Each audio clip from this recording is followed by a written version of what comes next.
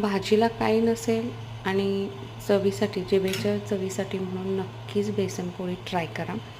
मस्त असं झणझणीत आणि छान एकदम मऊ पण चवीला पण एकदम छान अशी बेसन पोळी आपण करतो आहे. 1 कप मी इथं बेसन घेतलं आहे. त्यात आपण बारीक चिरलेली कोथिंबीर, धनाजिरा पावडर, मीठ, लाल मिरची पावडर, जिरे अख्खे आणि अगदी चिमटभर असं ओवा, म्हणजे दाताखाली आला की छान लागतं. कोथिंबीर भरपूर घाला.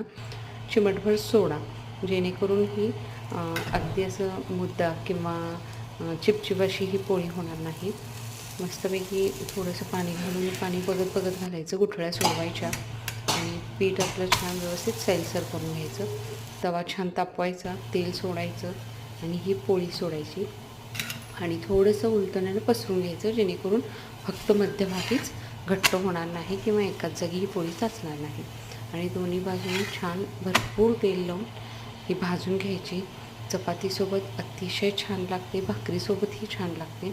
भाजी काही नसेल तर ही एक छान उत्तम रेसिपी तुम्ही करून बघू शकताय. झटपट पण होते आणि भरपूर प्रमाणात जरी अचानक तुम्हाला भरपूर भाजी करावी लागत असेल तर हा एक छान पर्याय आहे. प्रवासातही घेऊन जायला छान आहे. तर नक्की ट्राय करून बघा आणि वेगवेगळ्या रेसिपींसाठी स्वप्नाज फूड कॉर्नरला नक्की सबस्क्राईब करा, फॉलो करा, लाईक, कमेंट. थँक्यू.